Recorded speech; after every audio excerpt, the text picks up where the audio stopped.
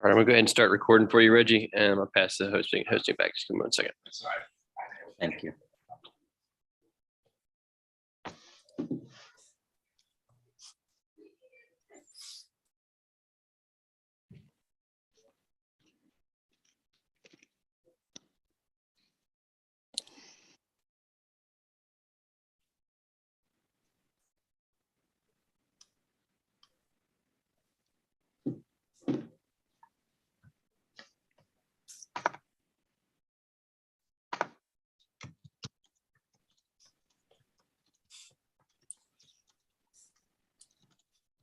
All right, you're good to go. Thank you, sir.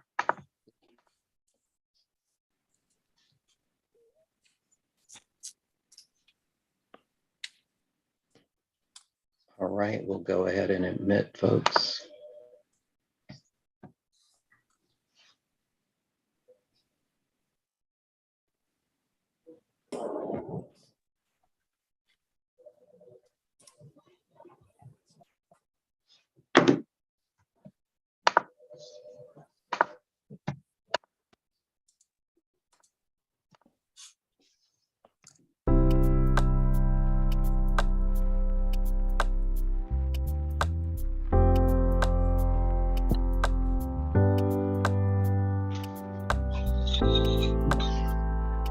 Merry Christmas.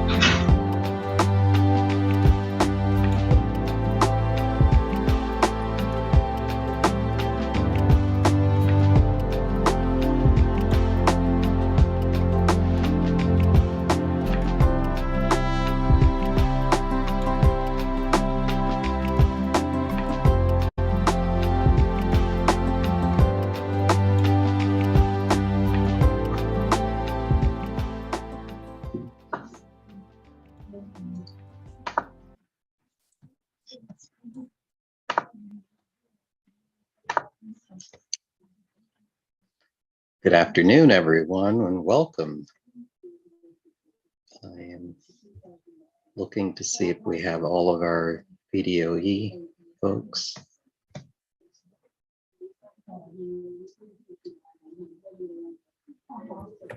Let's see.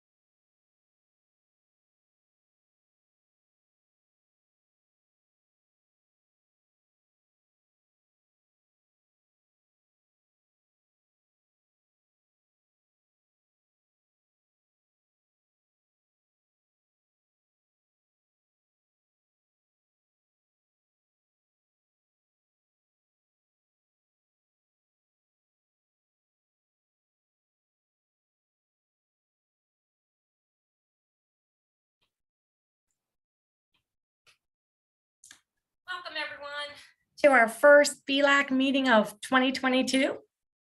I am Meg Foley, Coordinator of Virtual Learning at the VDOE and a co-host of today's meeting with my colleague, Mr. Reggie Fox. We also want to acknowledge our colleague, Mr. Kevin Foster. He always ensures that our meeting may be broadcast via YouTube. So thank you, Kevin, for that.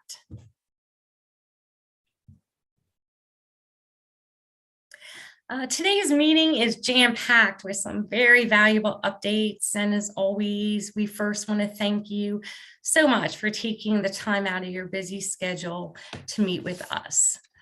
Following this welcome and agenda information that I'm providing, we'll move into some introductions. We like to do that as we always have new people coming to these meetings.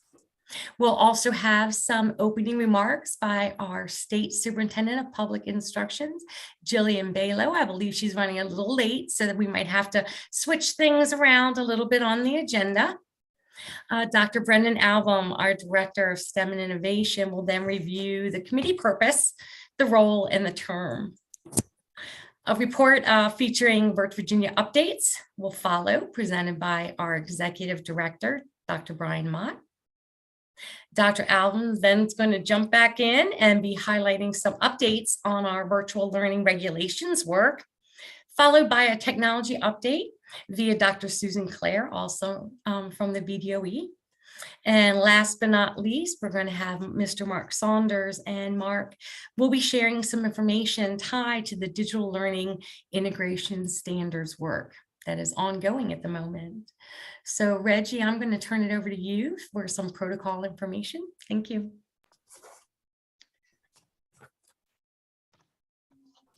Thank you, Meg. And welcome again to the Virtual Learning Advisory Council meeting. And as you all are aware, we've had many meetings on Zoom and using our online protocols. And so to avoid any feedback or any microphone issues, we ask that you keep your microphones muted until it's time that you're invited to speak, or if you have a question, certainly feel free to raise your hand. I don't believe we have anyone on the phone, but if you're using your phone, it is *6 to mute and unmute and *9 to raise your hand. And we do have our mailbox open for any comments that need to come into that mailbox that is provided on the screen for you. We have an array of folks participating on this committee, and we are thankful to have these associations and organizations represented throughout our Commonwealth.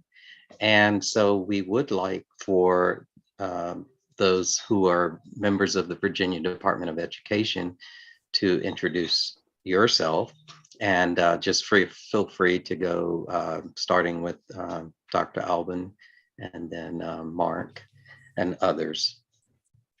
Hi, good afternoon, everybody. My name is Brendan Albon. I am the Director of the Office of STEM and Innovation, which means I get to work with Meg and Reggie as well as Mark Saunders, math, science, a very broad range of everything that is STEM and health and PE here at the Department of Education.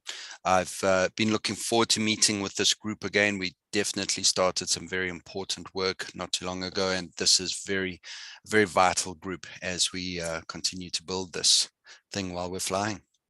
Thank you. Good afternoon, everyone. I'm Mark Saunders. I am the Instructional Technology Coordinator in the Office of STEM and Innovation with the Department of Education. It's good to be with you this afternoon.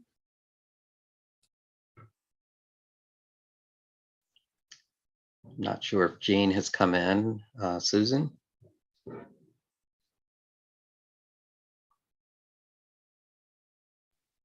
Good afternoon, everyone. This is Susan Clare. I'm the K12 Information Technology Coordinator. Thank you. And aptly, we are recognizing our administrative professionals, and Cynthia Evans. I'm not sure if she has her microphone on, but we do honor you and thank you for your support that you provide. So we applaud you, Cynthia. Our division. Hi, Cynthia. Yes, I'm here. All right. Say hello to everyone. Hello, administrative support. Thank you for acknowledging me. Thank you, Cynthia. Our division superintendents and or designees, starting with Region 1. Good afternoon, everybody. I'm Ernie Longworth, Director of Instructional Innovation.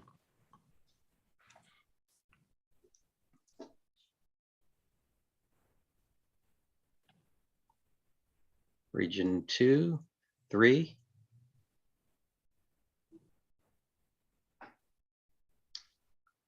Four, 5.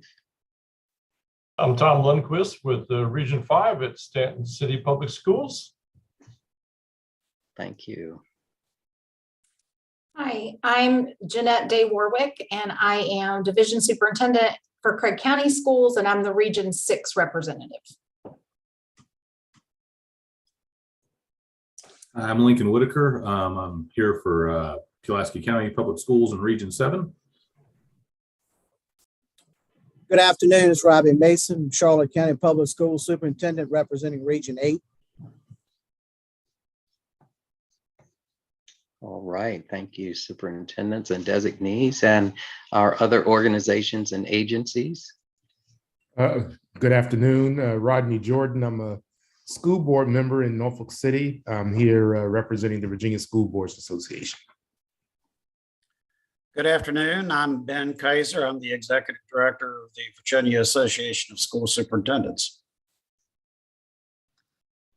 Good afternoon. I'm Mitzi Fell-Seward. I am the Vice President of Digital Learning at WHRO. I'll round us out. Hey, everybody. I'm Brian Mott, Executive Director of Virtual Virginia. All right, thank you to all of you for taking the time out of your schedule today to be with us. We appreciate your support and participation. Meg? Did Superintendent Balo join us, Reg? I didn't see her pop on, right? Not yet. Okay, so I think what we'll go ahead and do is that we will put that slide on hold. And so what we'll do is hop over to Dr. Alden. So Brendan, if you could go ahead and share the purpose, role, and term, and Reg will put that slide up. Thanks so much. Absolutely. Thank you so much. And hello again, everybody. So as we are doing this work, it's important for us to kind of know who we are, why we're here, and why is it that at 1:17 p.m. on a Wednesday afternoon, we get to hang out. It's important for us to understand that virtual learning has become a major component of all learning everywhere in the world. It really is something that extends a lot farther back than the past 2 years. Needless to say, we've had a lot of change. We've had a lot of acceleration into virtual learning through the environment and through things that have happened. And as I mentioned before, it's a lot of what we're doing is very much like building the plane while we're flying it. But virtual learning is not a new topic. It is something that really dates back a very long way. I recall being a person who went to a school up in the Fishersville area, and I recall there was one particular winter where they had 2 weeks of no school because of the intense snow, and they way back in 2009 or 2010 were able to switch to virtual learning at that point. And virtual learning started in a lot of small organic places, but it really is something that is growing. It is something that we've seen that we need it when we need to switch to it. But at the same time, I think that we've learned that there is a lot that we can leverage out of this. And this group really is a group who, as an extension of the Board of Education, to advise the board and the Department of Education, and this is how virtual learning should be in Virginia, is a key component to giving us the direction and giving us the protocols and giving us the wisdom in all of your fields, be it in industry or be it in school divisions or be it at representative boards, to be able to say, this is genuinely how we feel that it should be put together. There is a lot here, and we've got quite a lot in front of us to do in the next little while. In a bit, I'm going to speak more about some of those roles, particularly when we talk about regulations. But as You see, we get to inform and advise the board on some regulatory things that need to be put in place so that virtual learning is not simply a Wild West. But also with us adopting virtual learning is to advise a strategic plan. How can we use this in the long term to be able to really do it well? And how can we advise school divisions the different avenues, the different ways that you can use virtual learning, and how to stay within the boundaries of what is safe, appropriate, but really beneficial for our students learning? Because ultimately, I've got 3 children in Virginia public schools, and what cares about me is that every single day they have access to whatever it is that's going to help them to take that next step to become excellent citizens and excellent grown-ups someday. So that is why we're here. Let's use this thing to help them to get to where they need to go to. So all of you bring a variety of expertise, backgrounds, and we treasure that. We truly appreciate the conversations that I had where someone might say, well, in a school division, that doesn't work. Whereas a business person might say, well, why can't we? And sometimes those conversations is where we're going to hit the sweet spot to the best way to go forward. So as I said, we do covet everyone's contributions to this conversation. For all of you, I believe I've met many of you and you've served on this role before, but as you know, we do meet twice annually, ironically virtually, and we do ask you to be there to be part of that conversation, because we're making some very long-term and some very seminal decisions that are going to affect virtual learning moving forward. So thank you for being here today, and I really am looking forward to this conversation. Thank you so much, Brendan. We certainly appreciate that. I think we're going to have a little bit of a change. So hold tight, Brian Mott. We have a presenter who needs to leave early. So if you don't mind, we're going to just do a quick switch and we're going to turn it over to Dr. Susan Clare for her technology update. And then we'll go back to you, Brian Mott. Is that okay? Does that work? Okay, I see a thumbs up from Dr. Mott. Thank you so much. And Susan, we're going to go ahead and turn it over to you and let you go ahead and give your update. And thank you for being here. We appreciate it. So the update that I carry with me today is the Emergency Connectivity Fund program, which is also referred to as the ECF program. It is an offshoot of the Federal Communications Commission, otherwise known as the FCC.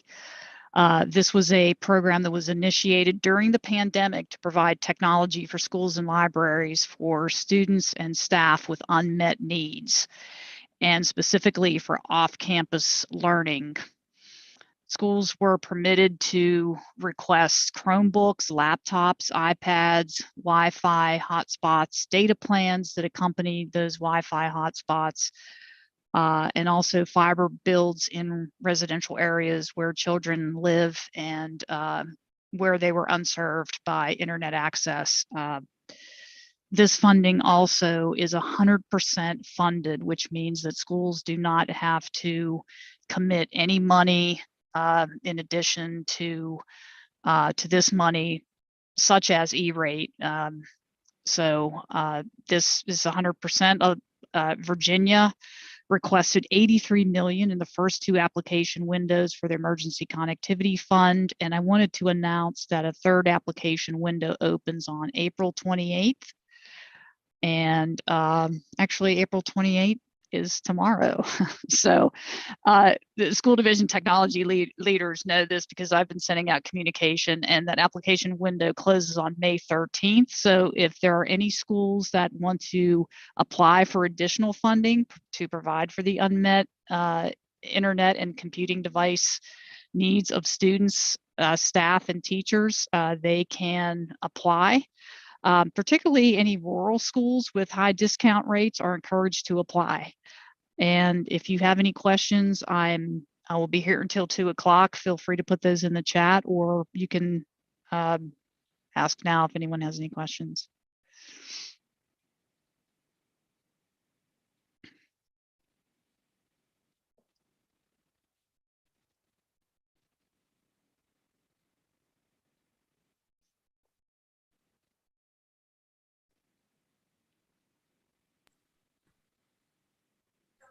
Okay, thank you. Thank you so much, Susan, for presenting that to us. And certainly any questions can also be emailed to Susan. She's very responsive and is always happy to respond to any questions. So thank you, Susan. We appreciate you very much. Next, we're going to turn over to Dr. Brian Mott. Everyone knows that he does such a great job running the Virtual Virginia program, and one program that has seen tremendous expansion and growth over the past 2 years. So we always like to have these updates to keep everyone really on the forefront of changes that have occurred. So Brian, I'll turn it over to you. Thanks, Meg. And again, good afternoon, everybody. I'm going to share my screen here for a moment. Should be good to go. I have some slides. Can everybody see my screen? Just give me a thumbs up. We're good to go. Thank you. All right. And as Dr. Albin mentioned as well, we meet twice a year at VLAC, and I always look forward to the spring meeting because we just have more information to share than we do in the fall meeting. We have some of the summary information from the current school year, and we have some information about looking forward as well to in this case, the 22-23 school year. And I will say I'm coming to you from Raleigh today with 20 of this other state largest online and virtual school providers. So if anybody does come in here and make any noise, I apologize ahead of time. Also very poor overhead lighting in the room I'm in as well. So just the price you pay for being at a conference. Again, for those of you who aren't familiar with Virtual Virginia, or if you're new today to VLAC, we are the DOE's online K-12 instruction, summer learning instruction, statewide LMS and digital content, and professional learning provider across the Commonwealth. And how it works together is Virtual Virginia and public school divisions partner with each other to complement what's available physically or geographically in that school or school division. Virtual Virginia consists of 4 core program areas. The first is our K-12 instruction program, which many of you are intimately familiar with, and I'll be talking about most in depth today, but I'll also cover our outreach program, which is our statewide learning management system and K-12 content, the professional learning program, where we see a lot of growth, and of course, our summer learning program that provides year-round learning opportunities, K-12 across the Commonwealth. Let's begin with our K-12 instruction program. Just a bit of a visual representation of the participation this year.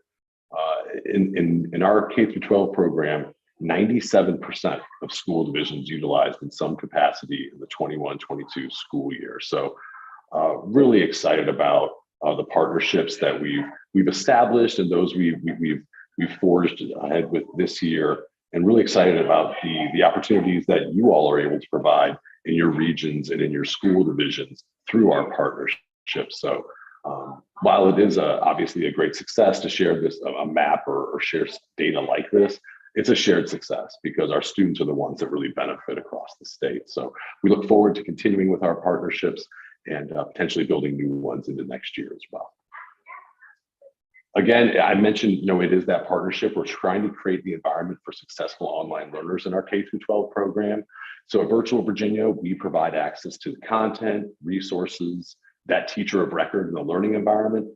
Students still remain affiliated with their school division, part of that membership, and the school has some responsibilities as well. They provide student services, school-based support in a counselor and mentor role, any textbooks, materials that students need to get online and access Virtual Virginia as well.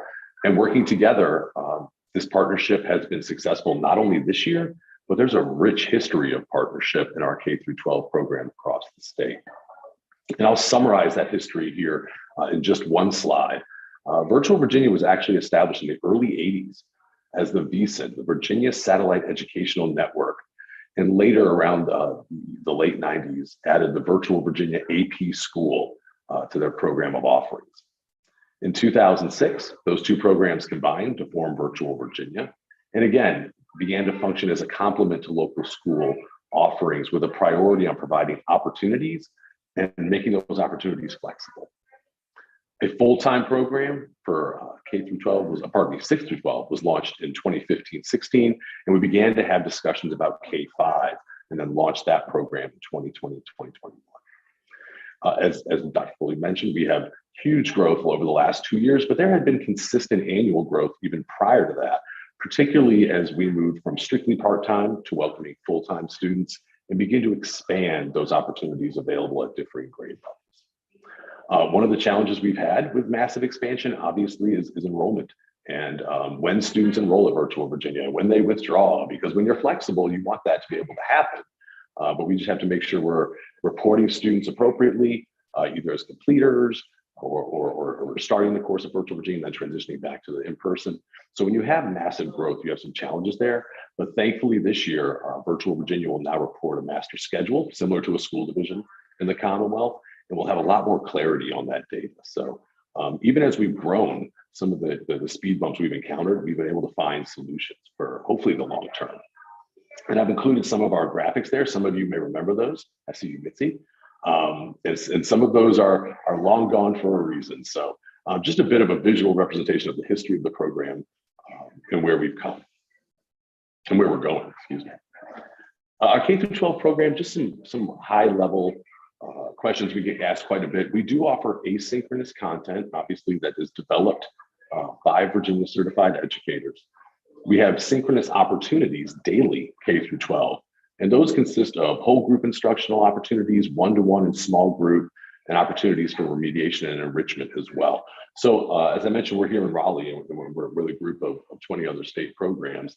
And Virtual Virginia is unique in that we do provide that daily synchronous opportunity for learners.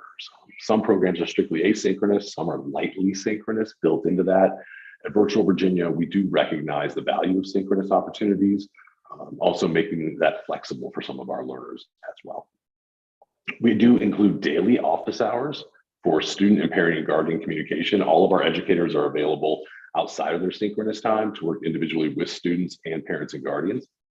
And how does it look at K-5? Just at a high level, we do offer all the core subjects in grades K-5, and we do offer specials as well. Things like art, computer science, dance, health, PE, music, STEM, and world languages. And in grades 6 through 12, we offer over 120 courses, allowing students to create that customized, personalized schedule based on their needs. So why do people participate in Virtual Virginia? As I mentioned, it's the end of the year and we normally have more data. We haven't done our end of year survey for this year yet, but that'll give us a ton of information. We do have it from the last 2 years. And two spaces I'd like to point your attention are the preferred interest in virtual courses, both from parents and students, and also the availability of courses locally, and students looking for more options, and parents as well. So we see big growth in those numbers. It'll be very interesting to see the results from this year as well, if that trend continues, where students and parents are more comfortable or even prefer virtual and online courses, and they're just looking for options that aren't available in the FIST in-person course catalog. So some information there we can glean some direction from, and again, of course, anticipating this year's survey results as well. I'll share some enrollment information with you now, and it may be hard to see depending on your screen size, but this is from 2019 to this year up through March 30th. And the red line indicates the total number of students. So you can see that total growth over that 3-year span. The black indicates the part-time students, and again, growth in part-time continuing to trend. And of course, the bigger growth in the full-time enrollments. Not to say that 2020, 2021 wasn't many full-time students, still several thousand students. But this year, the dramatic need across the state to support full-time online learning. And we are very thankful to have the capacity to serve your students in that role. Some interesting notes here as well. The non-public enrollments, yes, while not a lot, there are still some interesting data to gain from there. Black will be the out-of-state enrollments. You see more states offering their own solutions now, so you see a downward trend there. Homeschool populations continuing to grow, looking to Virtual Virginia to support their learners. And private schools, you see a big jump in the 2020, 2021 year. And then as more of those students return to in-person this year, sort of a fallback there on those enrollments. But let's look a little bit deeper into this year. Here's some interesting data to look at. This is from fall to spring of 2021, 2022. So the overall bottom red line is the total number of students. The top line is full-time K-5 in gray, full-time 6 through 12 in yellow, and then part-time 6 through 12 in black. one of the trends we look at with full-time K through 5 is there was growth during the year, and that's atypical. Normally what you see in a state-run program is students who start the year fully online and then transition back to in-person for a variety of reasons. Our K through 5 full-time program actually grew through the year. So that is a kind of a fascinating trend. And we did anticipate some of our full-time 6 through 12 to transition to in-person, and that did happen. You can see from the fall to the spring, the number of full-time 6 through 12 students did decrease. However, what we didn't anticipate was the number of part-time 6 through 12 to increase dramatically. That gives us sort of two ways to look at that number. One is that the needs across the state are expanding in part-time 6 through 12.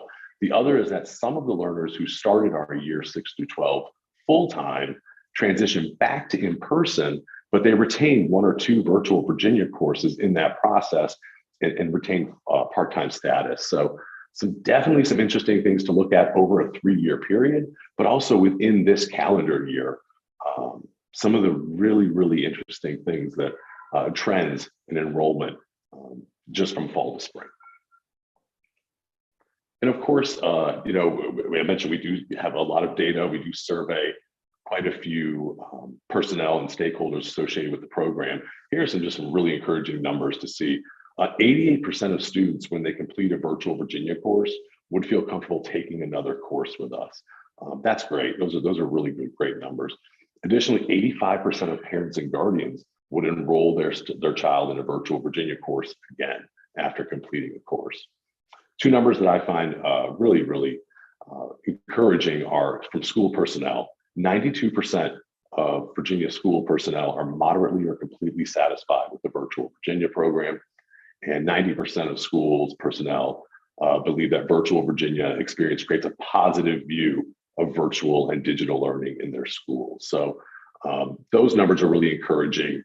We can't really, our goal isn't to make people fall in love with our program, right? Our goal is to make teaching and learning awesome and to improve opportunities for learners. And if we can do that while having a general satisfaction rate with the program, that just makes things even better. So we're really excited about those numbers and about where it's heading us, taking us into next year. As I mentioned, we do, as you grow, you have data reporting challenges. And now that we're reporting a master schedule, that's really going to help validate a lot of that virtual data. A lot of students who are enrolled in virtual Virginia will be able to track them when they come and when they leave virtual Virginia. But the College Board has recognized that state programs as advanced placement course providers have had this challenge for years. And in 2020, they implemented the AP Classroom, and that tied the student to the institution, to the provider.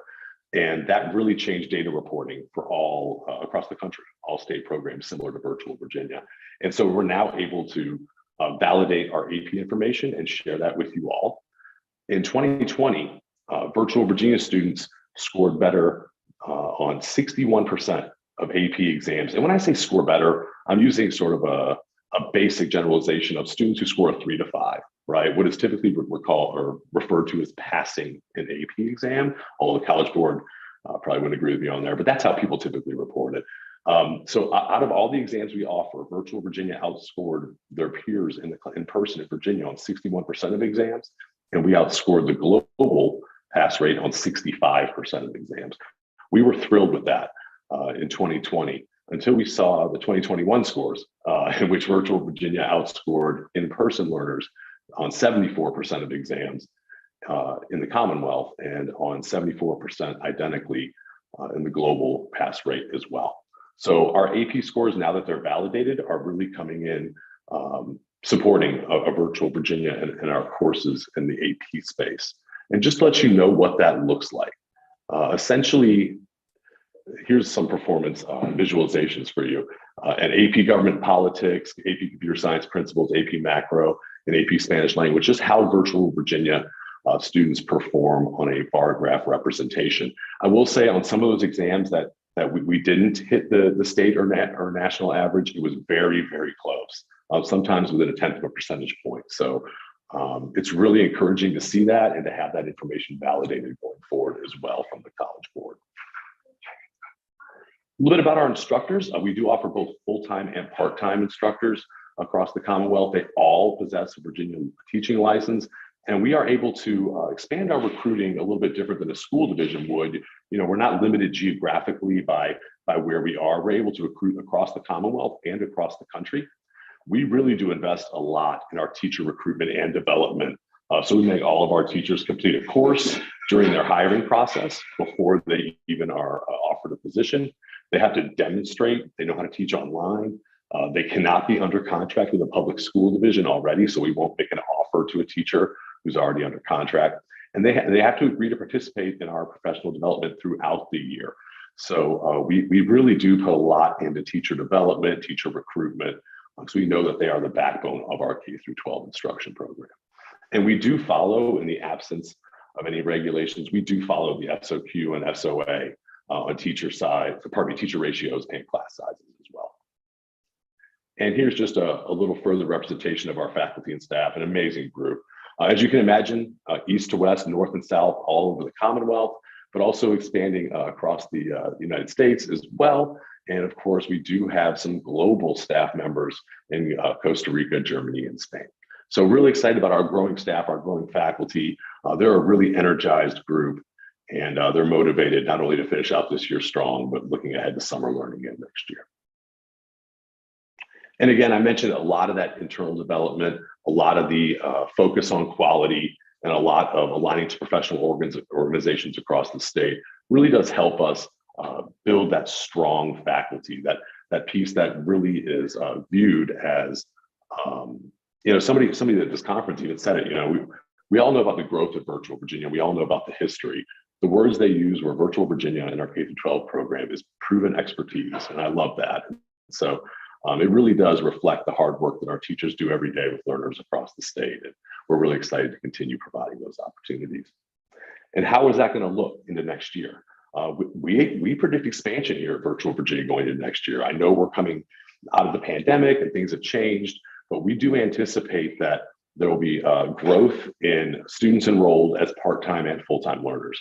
Now that people have learned these new skills and students and parents are more comfortable with online learning, we do anticipate growth in the part-time space, that as students transition back to buildings, there will be solutions needed that maybe can't be provided locally that students and parents may look to online as a solution for. We look to support in-person learning needs with more highly qualified Virginia educators. And again, that K-5 space, we do anticipate growth there as well in both our core and supplemental offerings, and of course, more course offerings in grades 6 through 12. And again, Virtual Virginia is unique. We know the synchronous is unique here. We are going to look to provide more unique opportunities for synchronous instruction in those whole group, small group, and one-to-one settings. So in our K-12 program, that's a bit of our history, where we've been, but also where we're going. We do anticipate quite a bit of growth. I'm going to scoot through the other three programs kind of quickly because I know a lot of the focus today will be on the K-12 program. Just want to touch on our outreach program briefly. That is our statewide LMS and K-12 digital content program we make available at no cost to divisions. This is a lot easier of a map. We have 100% participation. Every school division in the Commonwealth now has an instance of the statewide LMS. That's a remarkable feat.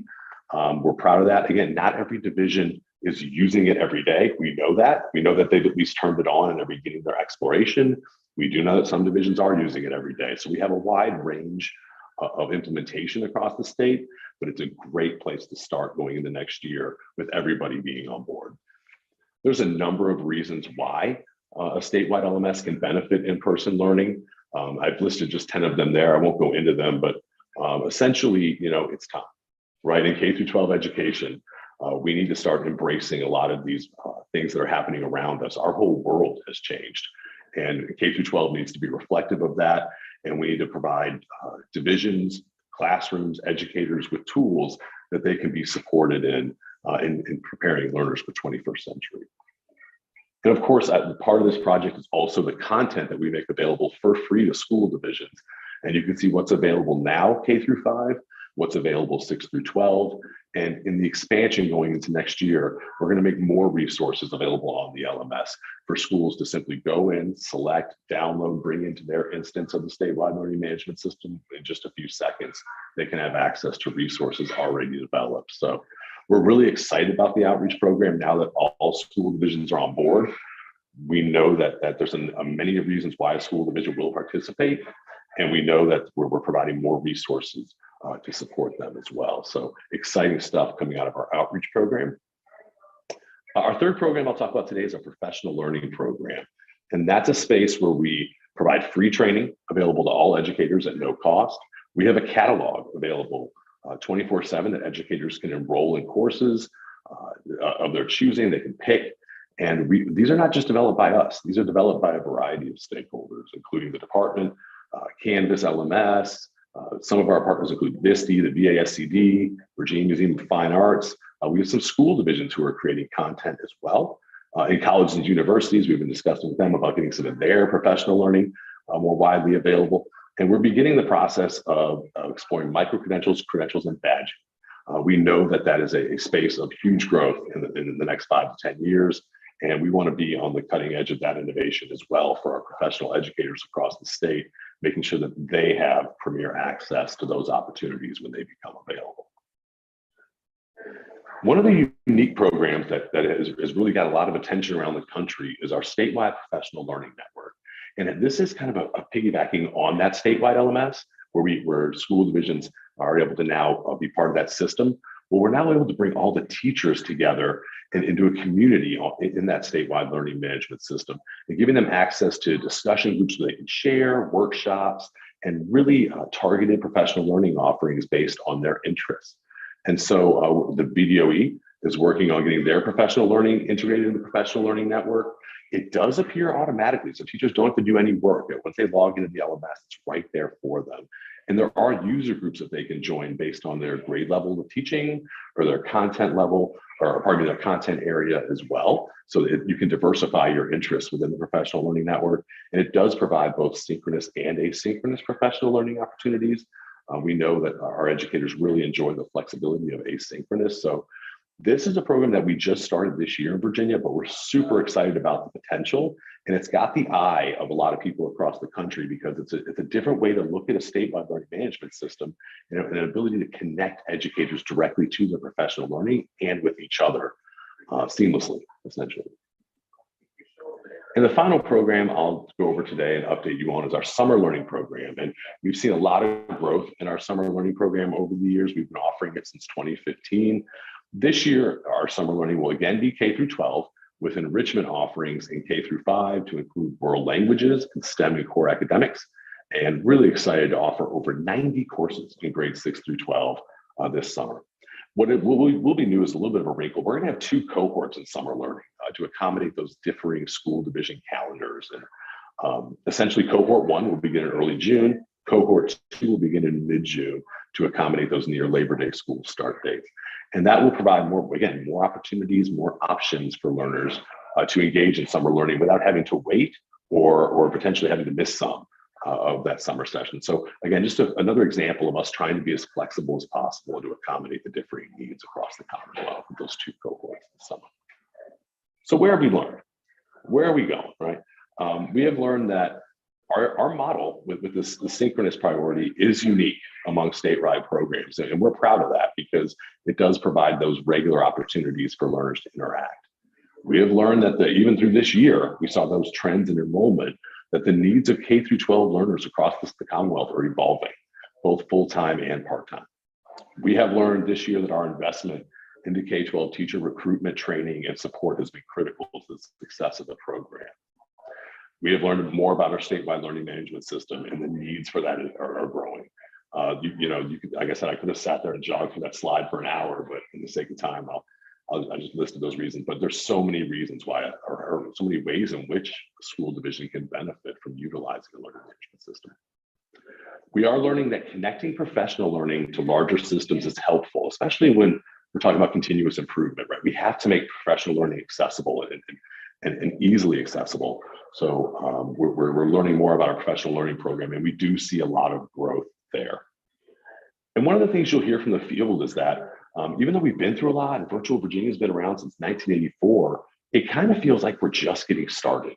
Like we're starting a new era. And that's really exciting for us here because we feel that Virginia is well positioned to support K-12 learners, educators, schools, school divisions, classrooms, all over the state. And it's a really exciting space to be in both digital and online learning going forward. That being said, there are always challenges, right? And I mentioned some of that coming and going that we've really hung our hat on at Virtual Virginia. That presents challenges internally. Things like staffing, right? Some of you may not see that, but I'll share that with you. That's one of our biggest challenges is, if we let students come and go as they please, how do we keep teacher ratios and class sizes static when those things seem to be changing regularly? Some of the other challenges are just misconceptions. Screen time, right? We've heard about screen time for years. Well, the reality is not all screen time is created equal. And so, good screen time, engaging screen time can be a really integral part of the learning process. But badly designed screen time, of course, we know what that can look like. One of the other misconceptions is that teachers are tired of technology. We do hear that quite a bit, especially when we're implementing the learning management system in a division. We do provide continued support and training for those divisions. We may hear our teachers are tired of technology. Well, I don't know if that's necessarily accurate. I think teachers in their daily lives outside of work are embracing technology. I think, when they understand how it can make their lives easier and maybe using some of that automation to their benefit, I think that they'll be really excited about this technology, and going forward, when they realize how it can improve teaching and learning, they'll embrace it. In fact, the reality of it is teachers want to know how their students are doing, and they want to know how they're doing. And technology can really, particularly in the LMS, can really give them some of that actionable data to let them know how that's going. So I don't necessarily agree with the notion that some teachers are exhausted or tired of technology.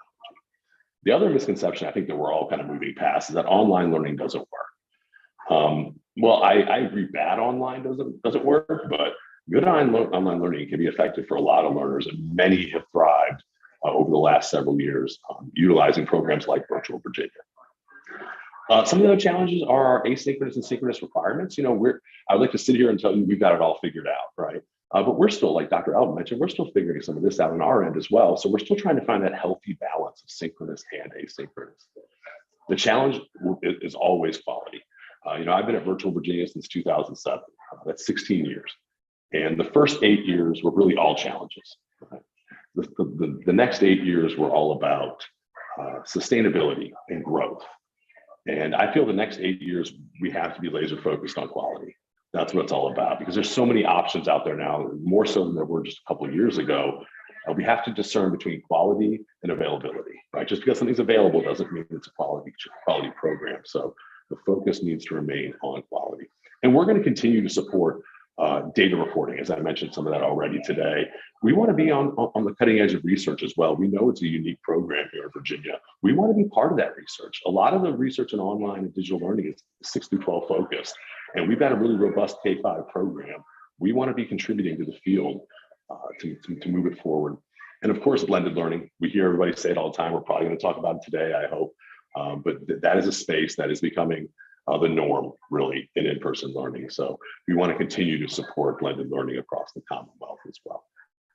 So thank you. I know I went over my time. I'm going to interrupt you because we do have a question in chat. So just give me that before you close up. Absolutely. From Ben Kaiser asking about the increase in private school enrollment. Is it within existing private schools or have new schools opened? And also, is the growth K-5 or later? So that's in your chat if you want to look at that for a second too. Okay, sure. No, the non-public enrollment. So you see the growth last year in private school. I have to dig into a little bit and get back to you on where they came from. But you do see a big jump from 1920 to 2021 in private school enrollment. And I think what's going on there is, and this is just my personal opinion, is they're trying to diversify their local offerings as well, right? Everybody's limited on what they can offer locally.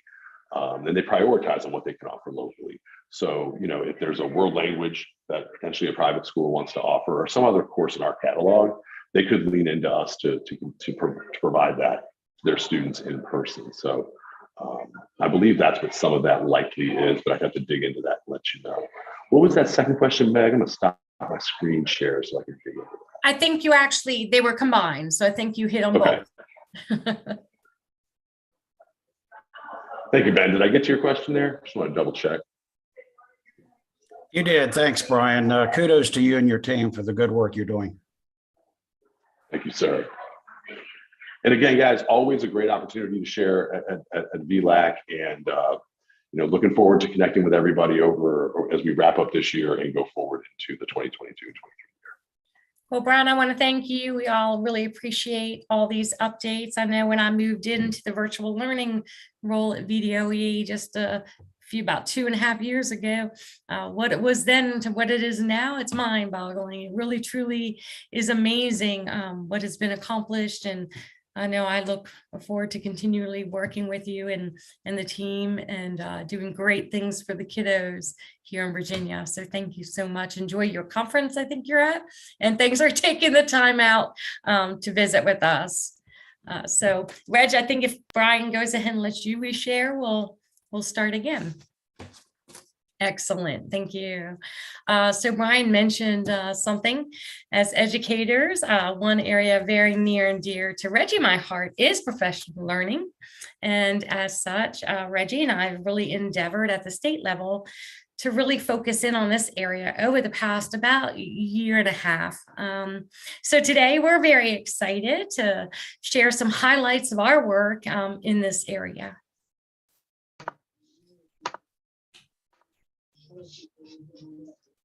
Thank you, Reggie. The image on the screen that you see now depicts our virtual teaching and learning hub. And the hub was really a project that we wanted to pursue for quite some time. And it finally came to fruition a bit over 2.5 years ago, which everyone knows due to world events really was a truly opportune time to have it come to existence. And there are 3 main prongs associated with our virtual learning hub. The first is supporting virtual learning. The second is planning for virtual teaching and learning. And the third is just professional learning targeted. Under supporting virtual learning, stakeholders can find topics such as synchronous and asynchronous learning, preparing students for virtual learning success, structuring virtual learning classrooms, effective instruction and assessment practices, and much more. Under the second prong, which is our planning for virtual teaching and learning, topics such as virtual teaching and learning approaches, tips for teaching and learning online, resources for teachers, parents, and families, all can be found. The third prong is our professional learning area prong, more state level professional learning. And that's where we've been concentrating on developing and building resources. And Reggie and I are going to delve a little deeper into this particular prong over the next few slides. And thank you, Meg. You alluded to the professional learning.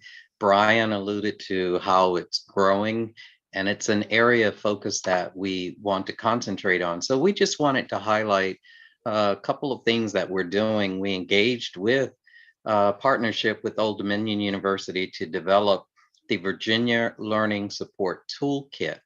And with the staff from the Center of Implementation and Evaluation of Education Systems, this vision was to develop a series of asynchronous modules really focused on instructional strategies for teaching online. And you can see the various topics in each module on the screen, such as student behavior, positive student behavior, synchronous and asynchronous teaching, and effective instructional practices. And so as we dig into these modules, there is a diverse group of teachers representing elementary, middle, and high school in Virginia. And each teacher created a module video that explains and exemplifies elements of that specific topic. And in addition, we have teacher talks and teacher demos where the teachers actually go into their classrooms and give testimonies, give successful instructional practices and real life examples of lessons that have been proven successful with their students. So again, a diverse group of teachers who are giving, teaching teachers, and so that model is, we found to be a great model in Virginia as we continue to provide professional development. The last component is the resources page of the toolkit, and each module has a wealth of instructional websites, activities, lesson samples, and applications that can be used to enhance the classroom activities where students are engaged. So this is a very powerful tool. We're proud of it. It is teachers teaching teachers and available. And as we've presented this at various conferences and this year, we see that teachers and school divisions are beginning to use this and implement it. So Meg, we have other things to talk about exciting in our virtual learning area. Thank you, Reggie. Another way we're seeking to expand our professional learning area of the hub is through building a professional learning community. And a key component of that is our ongoing professional learning webinar series. And the series began a few months ago. And what it does is seeks to bring Virginia virtual learning stakeholders together to delve deeper into many aspects tied to virtual learning. So let's take a look at the next slide. And as you can see that we've already completed 3 webinars. And you can see the topics of webinars listed on the screen. The first webinar really was more generalized, and we invited stakeholders such as people from our multi-division online providers, tech directors, anyone from the local education agencies that wanted to be involved, ITRTs, those working with virtual learning in the school divisions. And we went over just the basic information about virtual learning in Virginia, the different types of opportunities, how it's a partnership, the collaboration that happens, the policies and procedures. The second webinar, we really kind of target a little bit more in about some of the processes and procedures, including enrollment, communication, and the vital role that it plays with both a multi-division online provider, individuals at the school divisions, and families and students themselves, about how we do progress and reporting monitoring, and just a very general introduction to teacher licensure and the roles of that. So the third, that's okay. Thank you for coming, Ben. Always great to see you. So the third webinar, really what we did was we honed on to the topic of teaching licensure, and we had our very first guest presenter, and that was Maggie Clemens, and she is in our office that's listed on this slide, that works with teaching licensure. And she was there. We love to collaborate within our agency. Reggie and I would love to be the experts in every area, but we certainly are not. And so often we say that luckily we have a wealth of information with everyone at the VDOE, and we like to tap into that expertise. And she and her team did a wonderful job really highlighting very critical information that's crucial for ensuring that licensure information is up to date, especially in terms of multi-division online provider teachers and how they're reported by school divisions. Those first 3 are, they're always recorded, and they are currently on our webpage for our Teaching and Learning Hub. We want to make sure that those that cannot come or those who want to revisit what we've provided have availability there. And Reggie put up another slide for this. And these are our upcoming webinars. And so as you'll see, the first one listed will be a pre-recorded webinar, and it is targeted at our multi-division online providers. And so that will be pre-recorded on the topics of some modifications we did to our monitoring report, which is our annual report from the MOP program, for final survey information of virtual learning stakeholders that is required as part of the MOP approval process. Feedback both from VDOE and from our multi-division online providers. So we want to have those conversations continue. And then as well, preparation for the upcoming, I can hardly believe that this school year is almost over, but for the upcoming 2022 and 23 school year. The next one in our live, I should say, webinars is webinar 4. It is in development. And as with our licensing topic, for this webinar, we will be collaborating with another Virginia Department of Education office, the Office of Data Services. And we're going to provide information, a little bit deeper dive into the topics of accountability, assessment, data, and reporting. So we do let stakeholders know. We have a listserv that we send out about these webinars, and with the Zoom link and the time and the date, that is scheduled for May. I forget the exact date of May. Reggie will pop in probably at the end and he will know. But anyway, we will have that. And if you do not get those emails, then you are certainly free to email myself and Reggie, and I can add you to that list. So we're building up our viewership, we hope, and we are really excited about this particular professional learning endeavor because we feel it's so critical that everyone really needs resources and guidance in the area of virtual learning, and we are happy to provide that. Thank you, Meg. May 24th. There, I knew Reggie would know. Thank you, Reggie. May 24th at 3 p.m. and we'll be publishing that link out to the community. And I believe we're moving into Brendan. Excellent. Thank you so much, Reggie. So I mentioned previously that this work group spent a lot of time last year putting a lot of energy into the development of providing some recommendations to the Board of Education for them to possibly approve for regulations that will determine how virtual learning will operate in Virginia.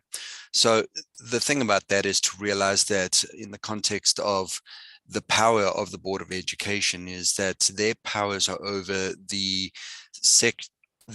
part of the code that governs public schools in Virginia, as well as our regulations of how things work within school divisions. So we're not necessarily changing anything that the legislators are determining for us.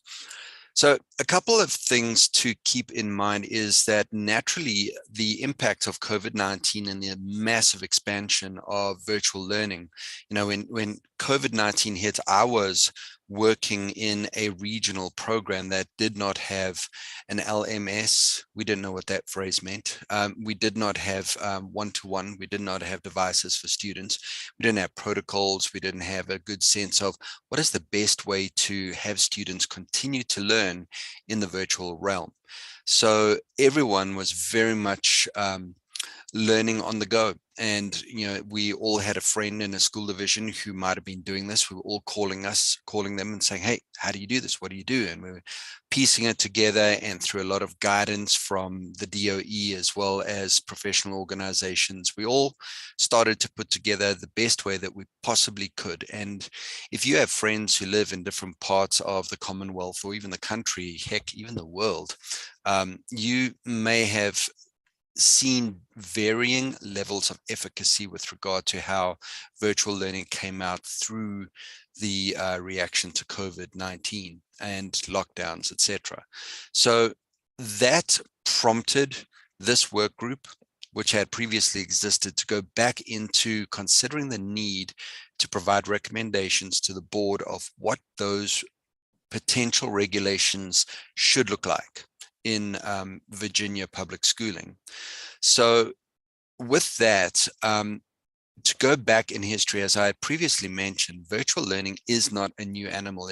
No one invented it in the year 2019 for us to start playing with. You know, Brian gave a good outlay of how things went in distance learning previously. And I remember in the 80s in Africa, we had a service where there was a guy, he would come on TV and you would see his face, and any kid in the province could pick up the phone, call, and he could help them with their math problems. Crazy, but that's how we did distance learning back then. In about 2012, between legislation and the board and the Department of Education, there was an idea that, hey, this virtual learning thing is becoming more of a thing. Technology is definitely taking its hold. So perhaps we need to establish some regulations for accrediting public schools in Virginia and how they deal with virtual learning.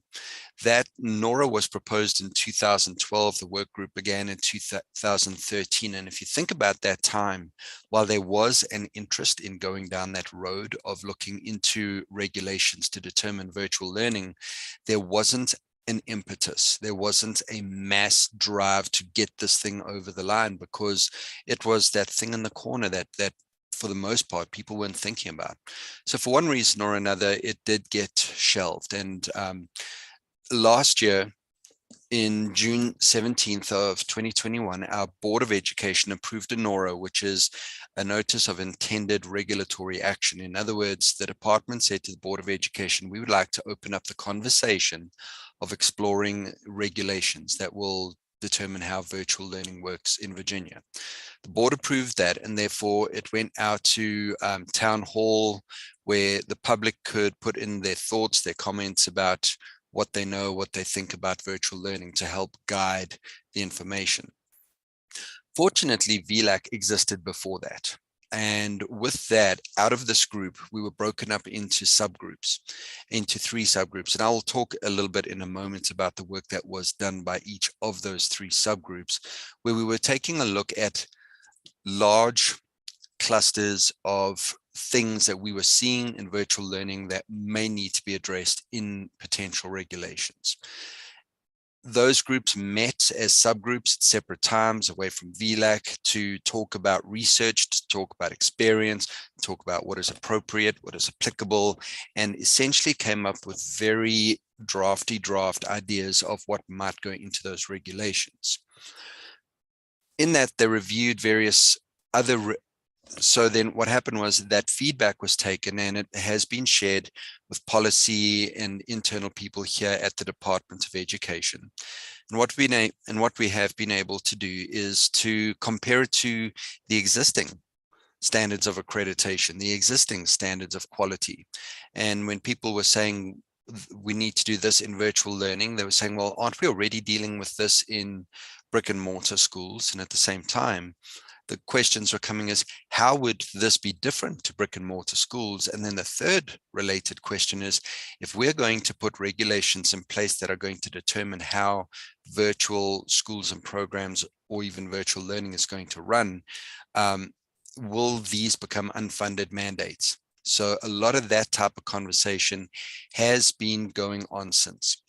To catch you up to date as to where we are right now, our board has taken the approach that regardless of whether it's virtual learning or anything else, be it literacy, before they're wanting to make these big decisions, they're really wanting to slow down, take time, and to hear from constituents. And last week, Wednesday, at the board work session, what they had was Brian Mott came to give a presentation. We had 2 other presentations, and it really, and you are free to go onto YouTube and at the DOE's board, at the Board of Education's YouTube page, and to see some of those updates. I found it fascinating to hear professionals in the area of virtual learning say the things that we've been thinking for a year. So it's pretty good to know that we've got some smart people around us.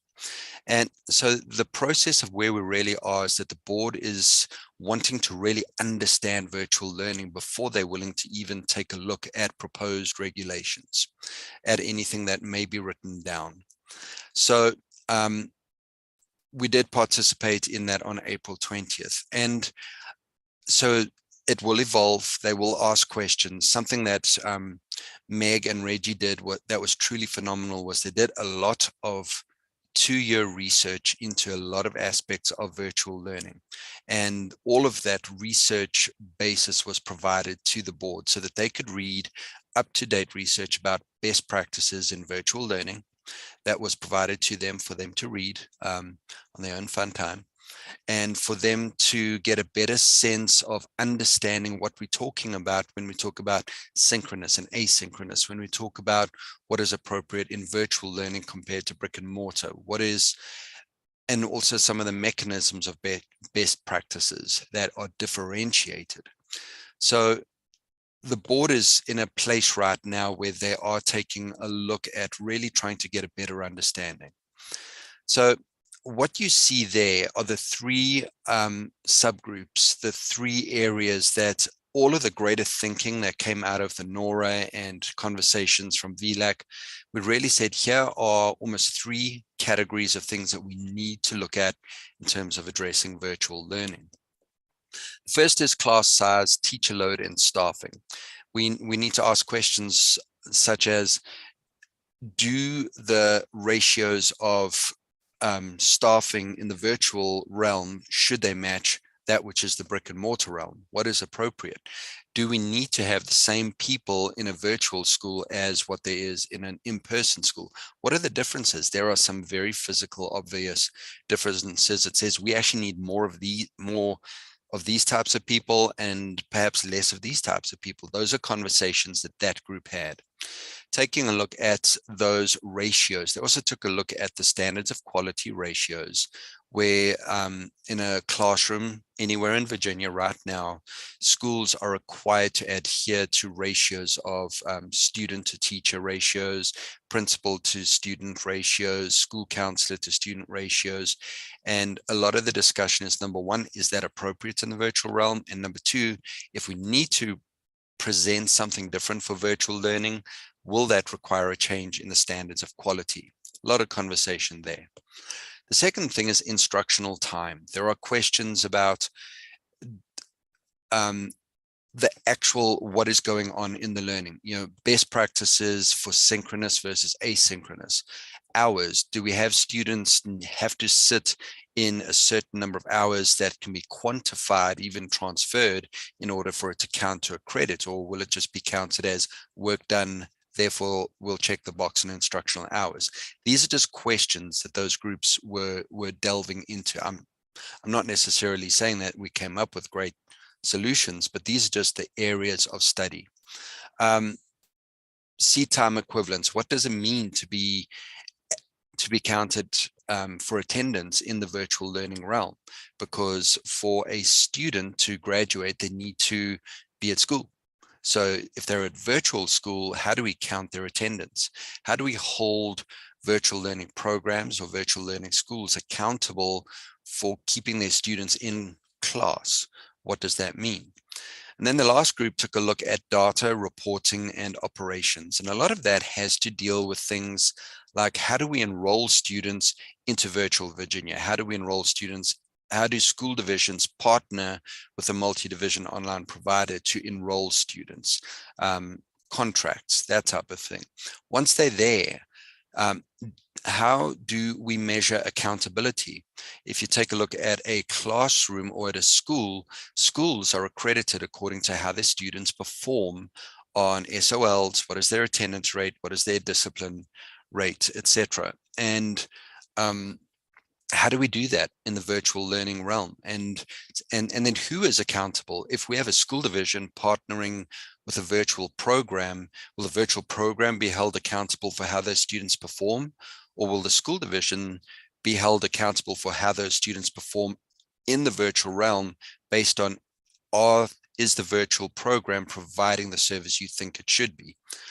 Those questions. And then record keeping, when we talk about state testing identifiers, making sure that the correct data is flowing with the students appropriately. Record keeping, who's maintaining those records? If there is a student who might be sitting in your county but is taking classes with Virtual Virginia, who is keeping those records? Who is required to submit that to the Department of Education at the end of the year? And then just some brief discussions about those non-learning factors that we deal with in school, be it extracurricular. Is it possible for us to have a virtual school that's going to have its own football team? Who knows? Will there be the possibility of us being able to provide services in a virtual program that are typically only offered in in-person learning? So those are really the conversations that those three groups dwelled upon and took a look at and provided a lot of feedback. There was, if you want to see what some of those recommendations are, you're more than welcome to go back and take a look at those documents. Many of you did serve on those committees, but a lot of that influenced or informed the development of what may at some point in the near future, when the board is ready to discuss these issues, what very well may become regulations that will guide the oversight of virtual learning in Virginia. So that is kind of the work that VLAC has done over the past year in terms of virtual learning regulations. It's an ongoing process. I do not believe that we are anywhere near complete. I'm pretty sure that this group will probably be given the opportunity to provide more input down the road. I will also share with you that I do get the sense from the Board of Education that they are wanting more than just regulations. And this is almost foreshadowing for the second phase of this work. And that will be to develop a long-term strategic plan in providing the best practices or best plan for virtual learning in Virginia. So it's more than just you have to do that, but there might be a second component that may come where we will need to provide a strategic plan that says, this is how virtual learning is going to work really well in Virginia. And those two things will be combined, but more to come, I'm certain. All right, thank you. Thank you, Brendan. That was awesome. It's so great to hear again all the work that's already been done in the area of virtual learning regulations. Way more to do, as you've indicated. We have just starting with the surface of that, but it's exciting work and a long time coming. So we really look forward. And again, thank you, VLAC members, for providing input quite a while ago on that, and we look forward to seeking more input as we hear what the board wants us to do next. So thank you. We already had Dr. Susan Clare, so Reggie's already put up Mark Saunders' slides. So Mark, we're really looking forward to hearing more about the digital learning integration standards. Thank you. Great, thank you, Meg. So yeah, this is an update because the digital learning integration standards were approved by the board in October of 2020, but I don't want to assume knowledge. I don't want to assume that everyone has had a chance to go through those standards and really understand what they are all about. So I want to start off with some basics. Again, they were approved in October of 2020. They replace the computer technology standards, and any of you who have been involved with education in the Commonwealth of Virginia know that the computer technology standards of learning, they originated back, it is almost like with Virtual Virginia, they originated not as far back, but they originated back in the 1990s.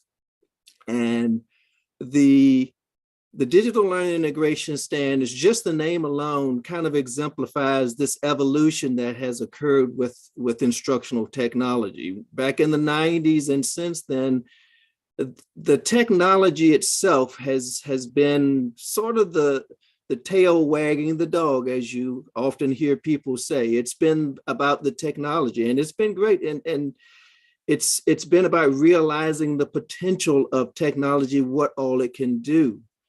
What was the real dog there, the big dog really was still learning, teaching and learning. And so what we have done, and other states have done as well, is kind of to flip that, to not put the cart before the wagon, to use another analogy, that it's about the learning. It's not just technology for the sake of technology. And so with these standards, there are 7 strands, 7 different categories, and really what they are 7 different roles, digital roles that students function in as digital citizens in this digital world.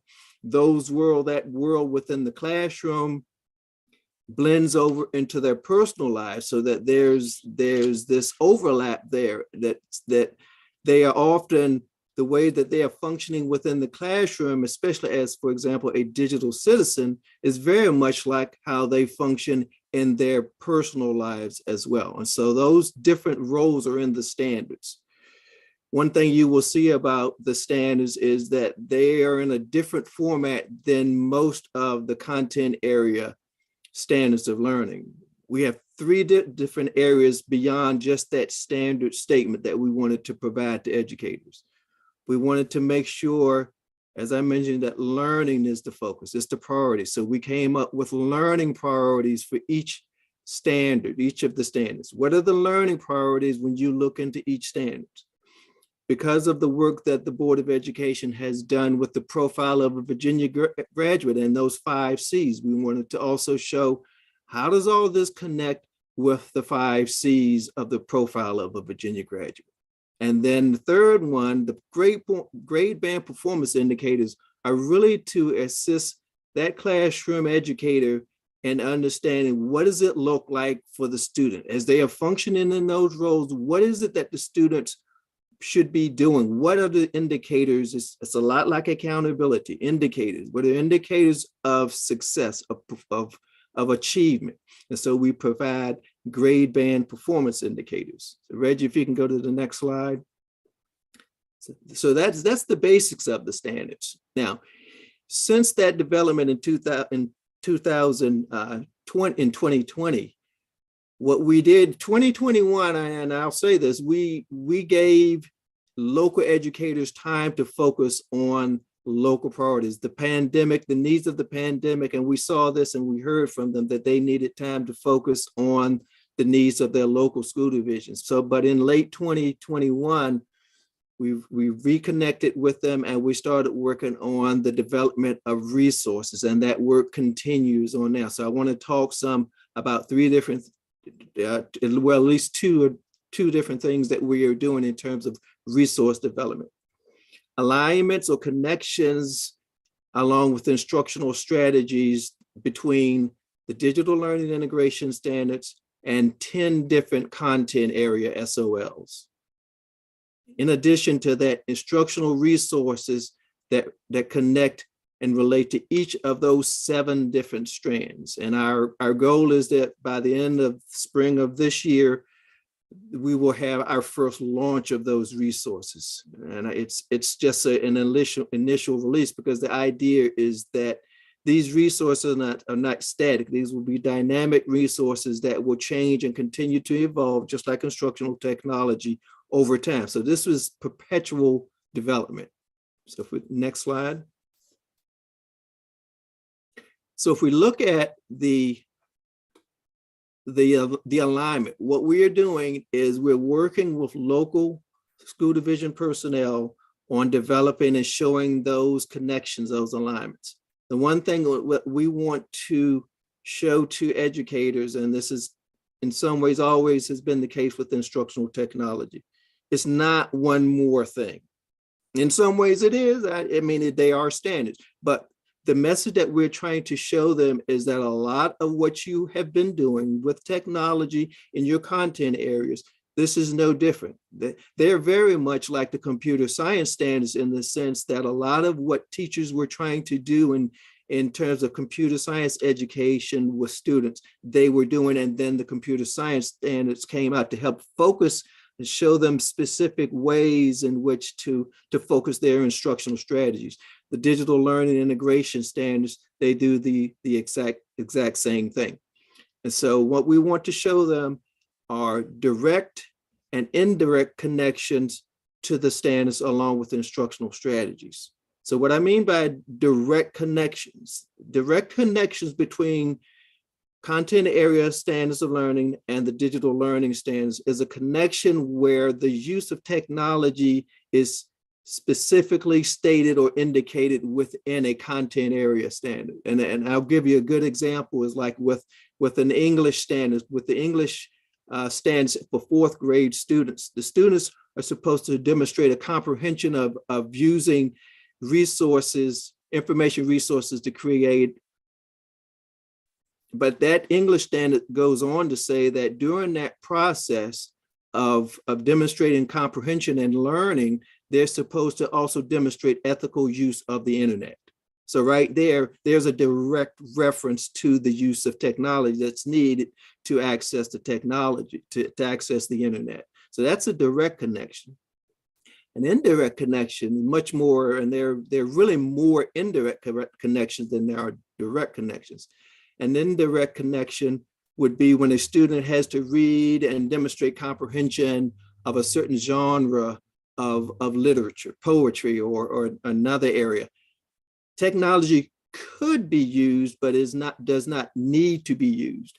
And another important advantage of an indirect connection is that it shows that technology, again, doesn't need to be used just for the sake of technology, but it also shows that especially at the early grades, we need to make sure that when it comes to screen time, that technology isn't overused. There is a place, especially, not only, but especially in the early grades, there is a space and there's time for unplugged activities that don't involve technology. So that's where the indirect connections also come in. In addition to showing those connections, taking it a step further, we want to also provide them with actual instructional strategies. So you see the connections. What are some ways in which, based on those connections that you can see, how can those connections fully be realized to enhance the instruction using technology while the student is also functioning in one or more of those digital learning roles that we talked about, including project-based learning. Next slide. So that's with the content area alignment between the content area standards and the digital learning standards. We're also working on a glossary of terms. And in addition to that, within our Go Open VA, our OER, Open Educational Resources platform, we're going to provide a collection within that platform of different activities, lessons, project ideas as well. We're also working, as we're working with these local educators, we're working with some of their staff to provide examples of what some of them are already doing. For example, Hanover and Loudoun County especially already have some implementations underway as well. So we want to provide some local examples to other divisions as well in terms of how to roll these out, in addition to the resources and the alignments that we're providing. We're also looking to provide professional learning modules within the Virtual Virginia space as well on technology integration frameworks. Because the idea here is, and this goes a lot with what Brian, Meg, and Reggie have talked about earlier in terms of professional learning. It's all about professional learning to help increase the capacity of students. So frameworks such as, many of you probably have heard of SAMR, the SAMR model of technology integration, but then there's the TPAC model. The William and Mary School of Education provides some really good resources on that model. And then there's this other one called the 4 Shifts Protocol. And instead of just referencing these frameworks to educators, we want to make sure they understand just how those frameworks work and how they can use them within their own division, depending on which of these models or frameworks their divisions want to use. So we're looking to also provide professional learning modules. And then finally, if we can go to the last slide.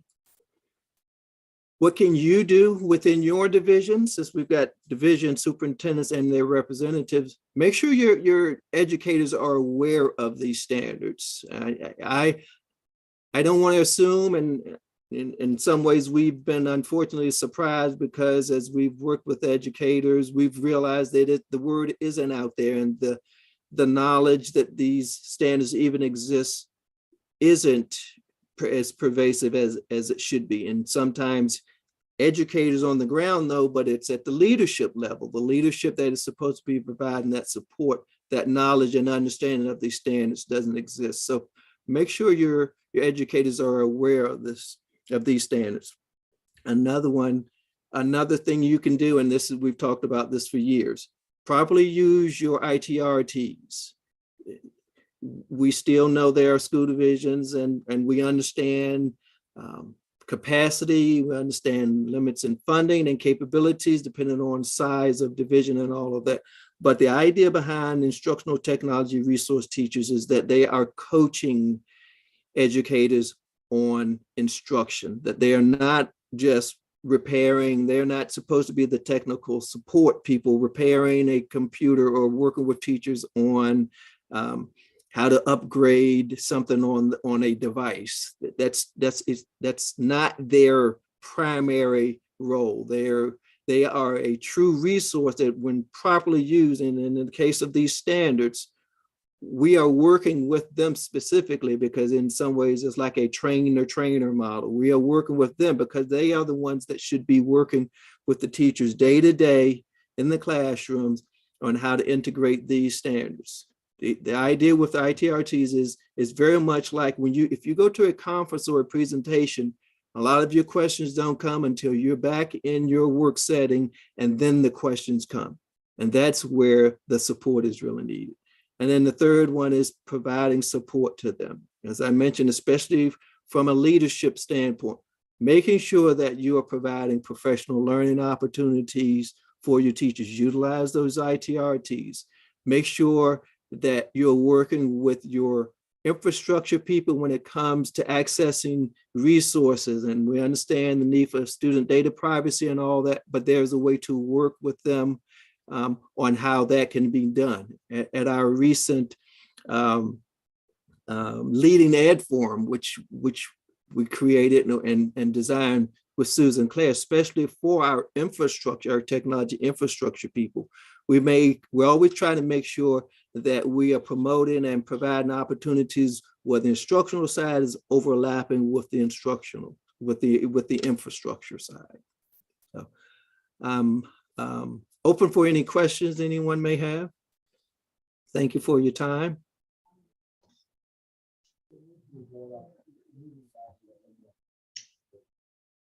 Thank you so much, Mark, for the information, and to all of you, those who have presented. It's a wealth of information. We honor the work of VLAC and what you do and what you bring to the table. And we're always willing to discuss innovative and new ideas of integrating digital learning and challenges that face. So centered around these topics that we discuss, keep that in mind as we move forward in our discussion today. And we really want to thank you for your time in this meeting.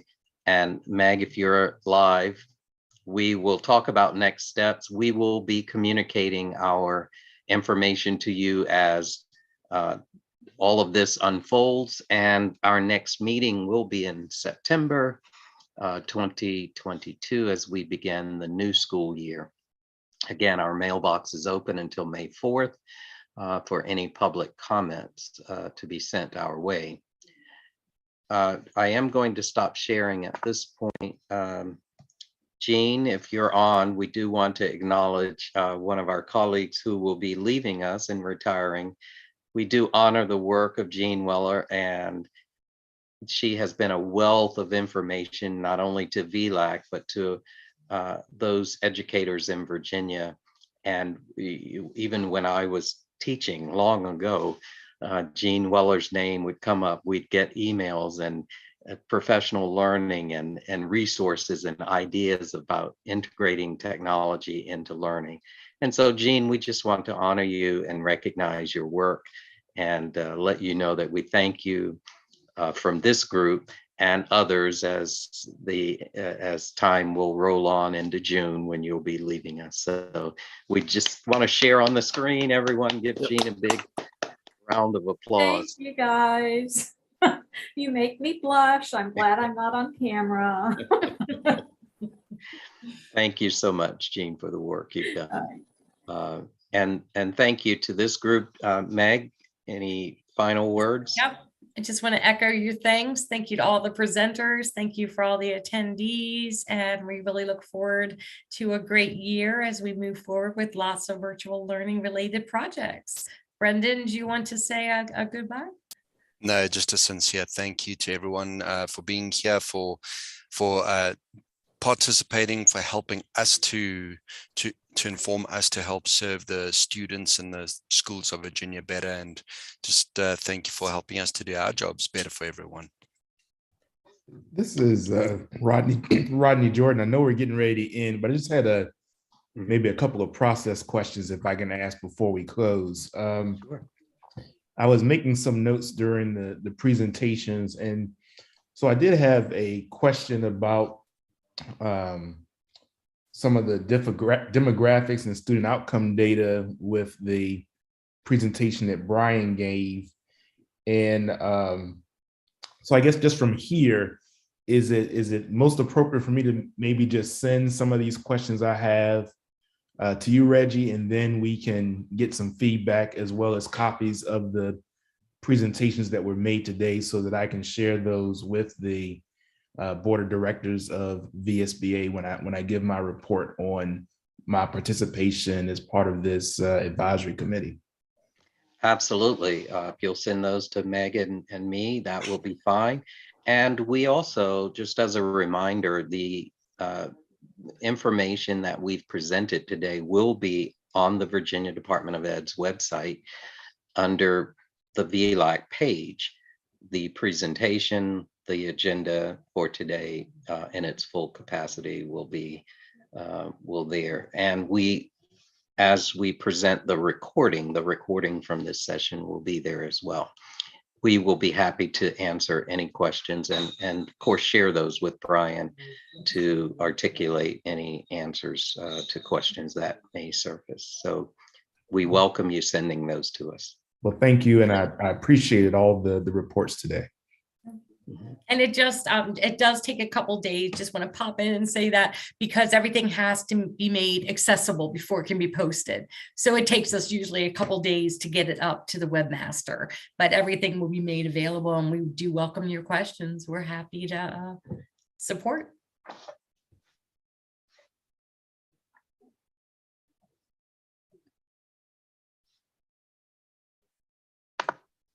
Okay, and I think if that's the last question for now, or. And we will take that, Ms. Warwick, we will take that question to Dr. Susan Clare, who will be able to provide more information on broadband access.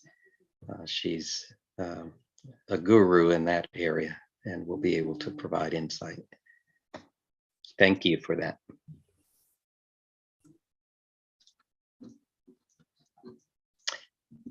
And thank you, folks. That's all we have for today. And we hope that you have a good afternoon and good week. Excellent. Thank you, everybody. Have a good evening.